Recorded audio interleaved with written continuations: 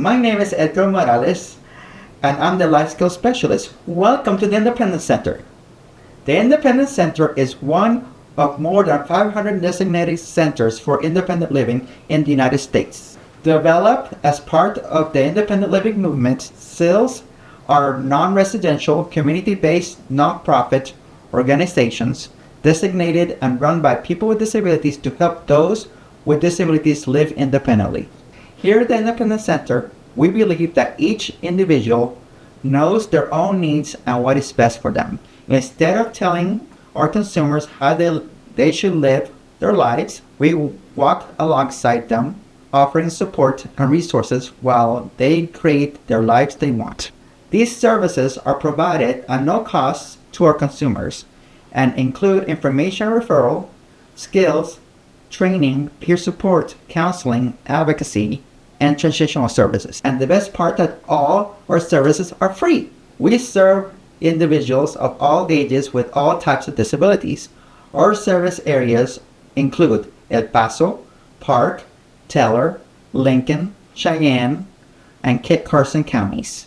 By working with independent centers, consumers will benefit from working on their goals to become more independent. You will feel more confident and empowered. You might even discover that you can achieve something that you once thought was impossible. As an independent living skills specialist, I facilitate workshops to help individuals live more independently. Some of the workshops that I lead include budgeting, cooking, self-advocacy, and healthy relationships. These workshops are open to anybody with all types of disabilities. So call our office at 719-471-8181 to speak with one of our information referral specialists to start at receiving services.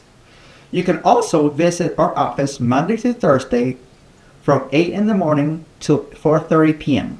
We look forward to seeing you soon.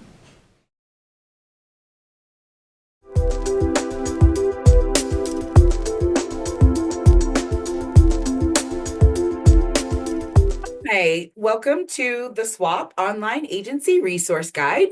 I'm Tamara with Pikes Peak BOCES SWAP, here today with Christina Butero from the ARC of the Pikes Peak region. Hello, Christina.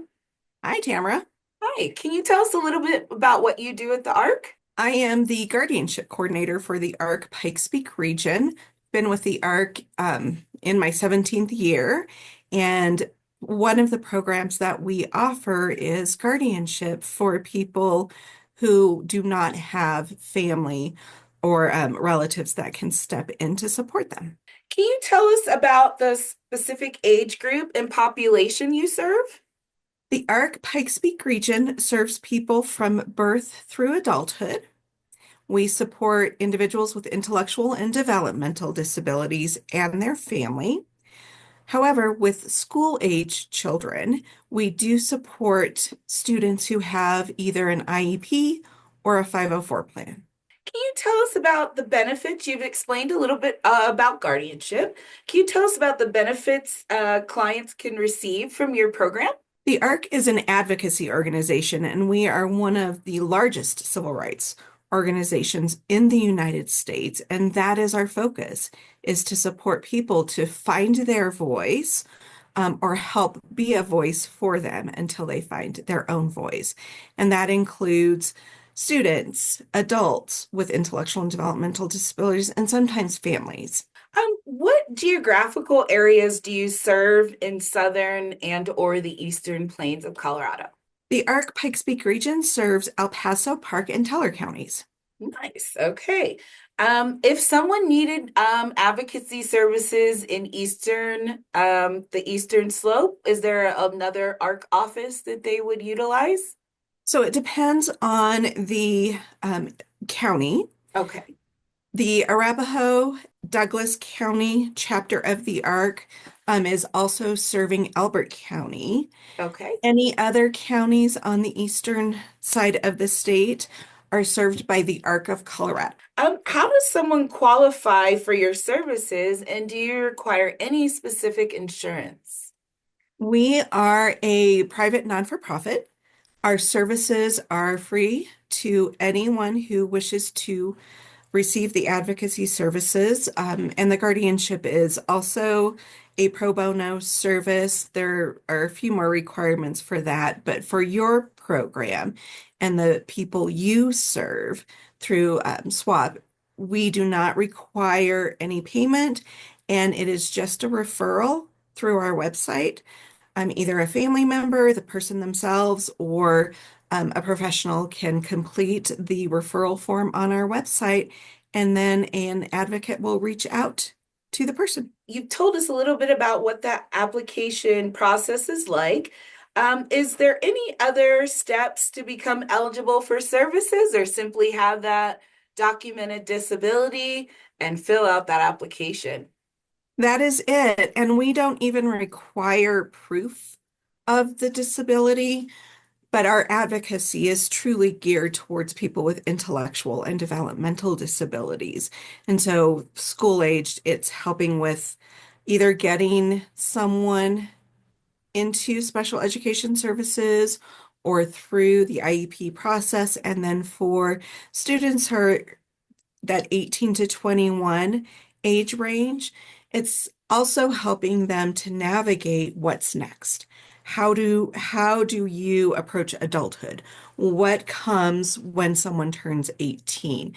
And so just supporting families and the young adult through that process on decision making and what services are available after 18, what possible things that families need to apply for or to be thinking about, that future planning. And it does not require anything other than the referral form on our website or even a phone call. Christina, thank you so much for your time, and we are so grateful for all the amazing work that the ARC does in our community.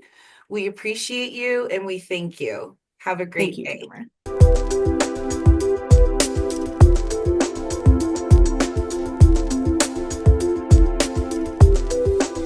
Hello, I'm Sandy Capps of SWAP School to Work Alliance Program Specialist at the Pikes Peak BOCES location. And we're here today with Cabrina Chardon from Dragonfly Landing. Good afternoon, Cabrina. Thank you for answering some basic questions about your program today. Yes, thank you so much for having me. I'm grateful. Of course, thank you. Well, let's get started. What specific age group and population do you serve? So our agency is open to serving all ages and all populations. We have found ourselves in a bit of a niche space with high conflict, high risk youth, particularly those that have maybe some complex learning, developmental delays, autism, justice systems involvement, things like that. Okay. And what geographical areas do you serve in southern and eastern plains of Colorado? So we serve Colorado Springs. I do have individuals that are willing to travel to Pueblo, to South Denver. I have a contract with Elbert County DHS as well. So we're pretty flexible. Well, how does someone qualify for your services, such as do you require specific insurance? So our services are primarily funded by Medicaid. The types of services we do, commercial insurances don't tend to cover much of what we do. They tend to be pretty tight on their requirements. And so if youth are experiencing a situation, youth and families wherein there's a potential for them to be removed from their home, if they're potentially going to be incarcerated for any reason based on behaviors, we have a contract with a GAP fund that would be able to support those services. But otherwise, Medicaid in a few regions, and then we do have some commercial insurances, and sometimes we can get authorizations for like our respite services, our academic support or groups. But generally, we have to kind of get a little creative if folks have commercial insurance and they're needing some of our services that tend not to be covered. And what is that application process like? And what are the steps from the start of the application process to becoming eligible for services? So we don't have an application process at this time. I do have a referral form. Anyone can fill out that referral form and send it in to us. We have a discussion with the individuals that would be needing the services, chat about what it is that we can support and provide. But it's very rare, if ever, that we can't provide any type of support services. And if it's something we cannot provide, or maybe there's a better fit, then we have a significant amount of connections within the community and can refer any other types of services that maybe we don't do, or if there's better fit. But we don't tend to turn folks away usually. And can you tell us about the benefits a client could receive from your program? Yes. So my biggest piece is holistic care. That is the intention with our agency, is to shift a bit of the model from, we are trying to kind of piecemeal services from many different agencies or centers, and my agency doesn't do everything. And we can kind of help coordinate some of those services if they're happening from multiple providers. But the bigger piece there is my thought process of what's missing in our service provision generally in the community is simultaneous service provision. So we can maybe have a mentor for a little while, but then we used to do family therapy, but then maybe I have individual now and maybe I don't. So we want to bring all of those pieces together at the same time is the ideal. So the youth within the family system, they need to have an individual provider. Parents and the family system as a whole, they need to have a separate provider. And then we have a kind of education advocacy component of our agency that we're blossoming this year.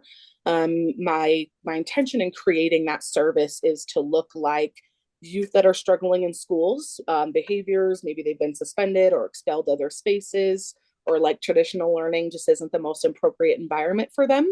We partner with the families in the schools, go into the school, we work with the school to come up with a behavior plan, and we become a conduit between the family and the school. Not that they can't communicate directly, and they don't tend to communicate directly and often until there's an issue. And so we want to cut out that space where we're waiting until there's a problem. Usually that's how we're going to get involved. And also the goal is to not have to let things get so far as a suspension or an expulsion, because we have the ability to show up and help mitigate what's going on. And then we share behavior strategies. If something is working at school, that doesn't tend to get communicated as to what's working at home, and vice versa. And even if there is, say, a strategy that's working at school, generally families need support enacting that strategy at home. It's fine to just tell them, but if we don't have someone actively working them through it, then I think there's only so much success that we can expect in those types of scenarios. And additionally, with that service, if youth are escalated during their school day, and it's kind of something beyond where the school has capacity for in that moment, or realistically tolerance, depending on what's happening, the school contacts us. We show up, we attempt to de-escalate. If that's not possible to get them back to class, then we can pick them up. We have a company vehicle, and they come back to our office where they can participate in further academic support, or our building resilience program that happens at the end of the day each day. So that piece, right? All of the things happening, because if we're not attending to all of the aspects of their lives, we're missing pieces. And then things fall through the crack, and then we can only expect so much of a foundation to be built when we're building it not on every aspect of their lives, right? And so that is our biggest goal. I always tell folks we work as a family and we serve as a family. So in so much as youth would have an identified provider, family would have an identified provider, we constantly collaborate as a team. Every week we review families, we talk about resources, we talk about any other thoughts, plans, ideas. So we really try to do our best to not silo our providers and not silo our youth and families. They need to have all of the minds together. We need to bring their teams together, their schools, their therapists, whoever, and try and work as a unit, and then see if we can help this family unit, this family system move forward most appropriately and effectively, right? We have these expectations for them to magically become well and figure out the things when we're not attending to everything at the same time. Those are our biggest pieces. And it's an intensive support, right? And I don't do one size fits all. I don't think that's appropriate. And so we come in, we speak with folks, and then determine what they need. and enact those needs. Some folks need 4 or 5 days a week of support services. Some need 2 days a week. Some needs only school. And we check in at home. We really try to come up with an individualized plan for every youth and family. It's going to work for them, with them in mind. Well, is there anything that you want to add about your program? I think that some of the things we're doing are trying to be those fill the gap spaces. So having that unskilled respite, we have that 7 days a week. We have that in school. I call it suspension intervention is what we're calling that kind of education support piece. We have a licensed teacher on staff who can help facilitate online learning. That's really difficult for youth and parents or guardians to try and facilitate for them, so we can support that. It's a lot of times folks are like, okay, what do you do? And I'm like, so many things. And the biggest piece is the capacity to outreach and just give us a contact and we will figure it out. And if we can't directly, we will partner with someone that can help us figure it out. It's always just, we just make it happen. That's the whole point of what we do as an agency. We got to figure it out. We got to make it happen. Nice. Yes. All right. Well, Cabrina, thank you so much for joining our efforts to provide information for those who need you. Absolutely. I appreciate and very much the invitation. Thank you. All right. Thank you and have a good day. Thank you so much.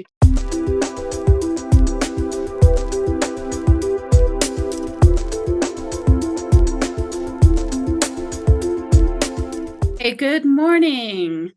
I have with me today Sagan Falconer, and she is the Outreach and Development Manager for Envida. Good morning. Good morning. Thank you so much for having me. Absolutely. Absolutely.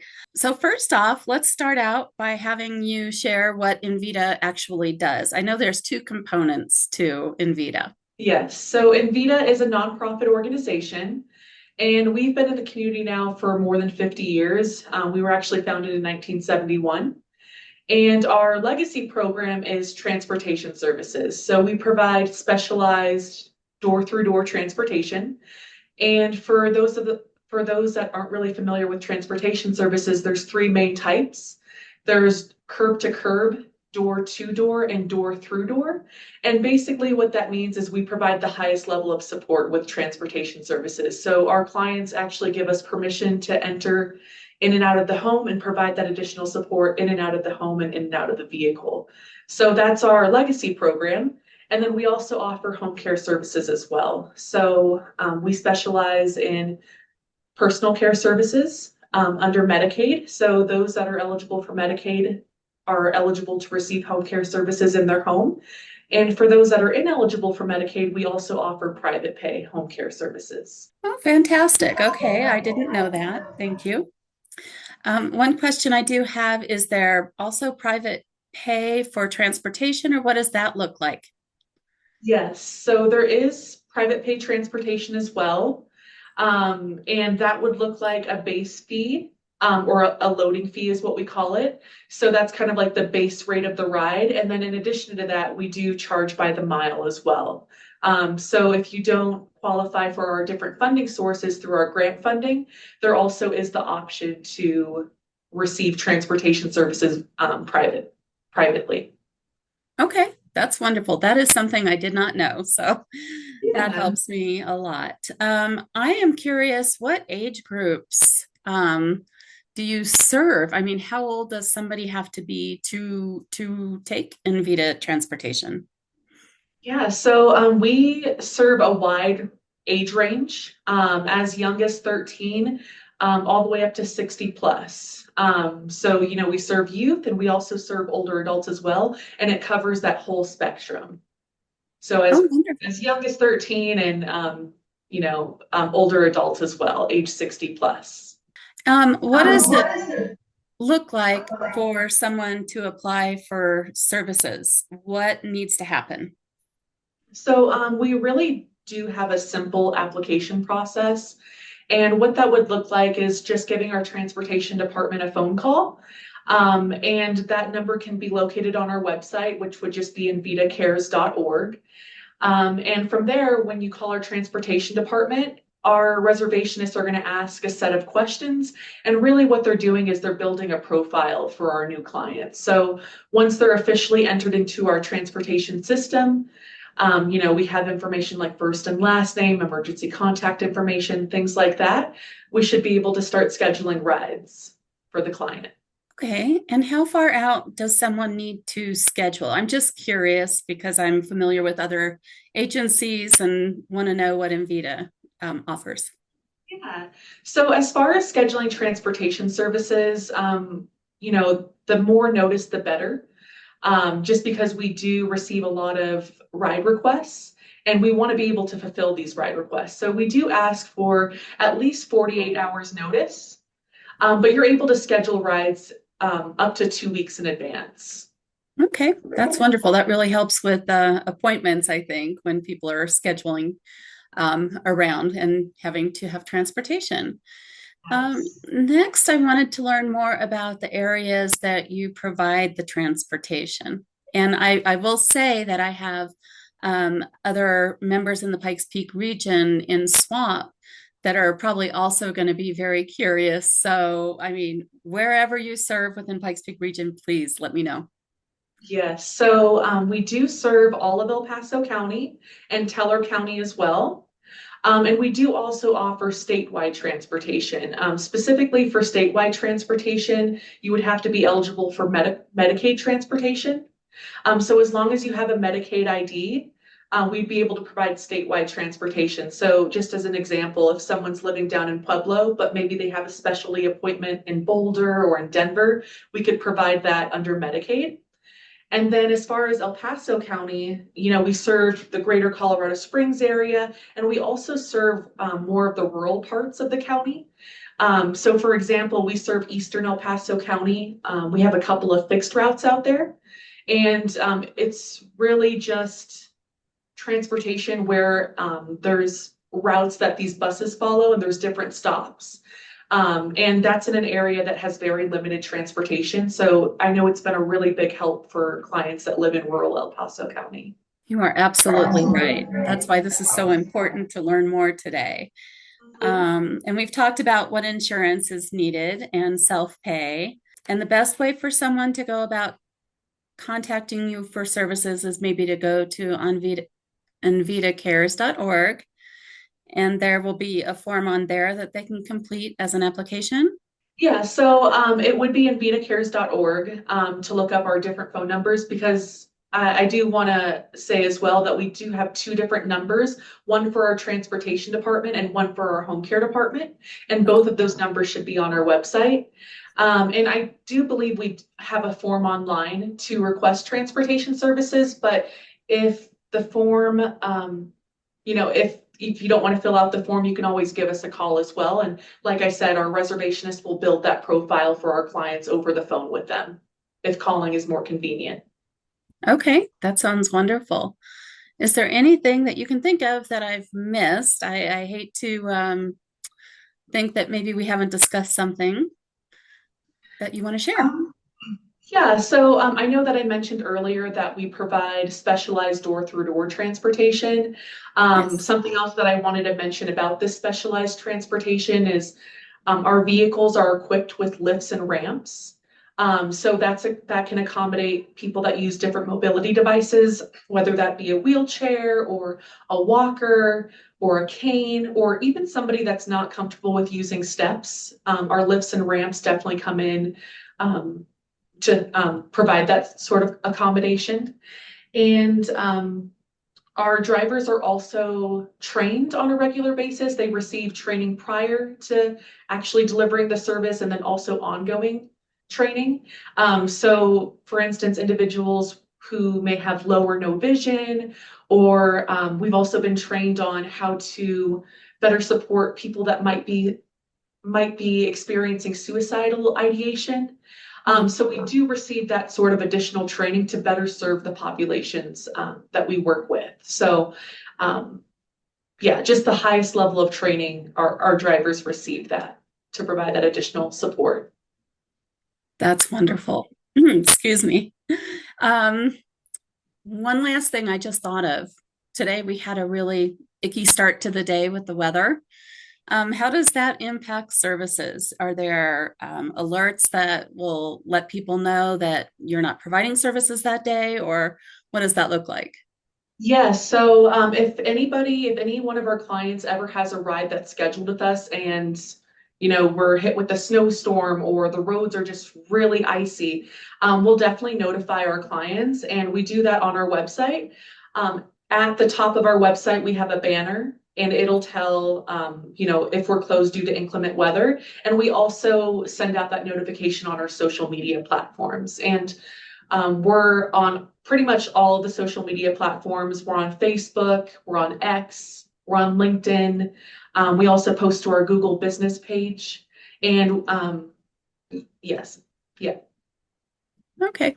I also want to give you a few more moments to cover more about the in-home care, because I typically don't think of Envida that way. I've always thought of transportation, but I'm sure that there are folks out in Teller County and the rural areas, maybe on the Eastern Plains, that would really benefit from hearing more. Yeah, so for our home care services, we specialize in personal care home care services. And it's basically receiving care directly in your home. And we provide support with activities of daily living, or ADLs is what they're called. And that can include support with cooking, cleaning, meal prepping, personal care, grooming, anything like that. We provide support with. And personal care services or home care services under Medicaid, you have the option to choose your own caregiver, or you can work with us, with our agency, and we can choose a caregiver that's the perfect fit for you. Oh, that's wonderful. Yeah. That sounds great. I know you said this, but I know that everybody's familiar with our transportation services, just seeing our vehicles out on the road, and that's kind of what people associate us with. So I always do like to say that in addition to transportation services, we also do offer that home care services. And the services really are complementary, because I know that we do have some home care clients that sometimes they need somebody to attend doctor's appointments with them. And in that case, we can always send out a caregiver for that additional support to the doctor's appointment. Our caregiver will wait for them at their doctor's appointment and then also go back home with them as well. And I know that that's been a really big help for some of our home care clients, is the transportation services as well. Oh my gosh, that's fantastic. I really like that. And I think I just have one last question. So we were talking about curb to curb, door to door, door through door. So we're only picking up at certain locations when we're in the more rural districts, correct? We're not doing door through door. Yeah, so I believe with our fixed routes in Eastern El Paso County, I believe we still can provide door through door, but in those cases, we would just ask that you call ahead. So say for instance, our route maybe runs along, like a neighborhood or something. I would just recommend giving our reservationist a phone call and just kind of requesting an exception or a special pickup. Okay. Because I do know that our buses that run on our Eastern El Paso County routes, they are ADA accessible. Both of them are ADA accessible. Oh, that's wonderful. I am so happy to have met you and learned from what you have to share today. And I look forward to sharing this with our clients and their families. And thank you again for joining us today. You're very welcome. And actually, if you don't mind, if I could just add one more thing that I just thought of that I think would be great for people to know about, is we are currently working with Harrison School District 2. And we do have a contract with Harrison School District 2 right now to provide transportation to internships. Yeah, so I know that that's something that we're working on right now as well. And we also do have a contract in place as well to provide transportation for students with disabilities. And that can be to this is specifically with Harrison School District 2. But we're providing transportation to internships or activities in the community, to day programs. So if if anybody is interested in that, I would just recommend reaching out to School District 2. I'm working both with the special education department, and then also, like I said, we're providing transportation to internships as well. Oh, fantastic. I knew about that because they're one of our school districts, but I'm happy to have you toss that out there because there's quite a few young people that might benefit from that. And their Yes. families need to know about that. Exactly. Yep. We're here to support. So again, I really appreciate your time and just allowing us to have this opportunity to promote our services and just inform our community a little bit more about our services.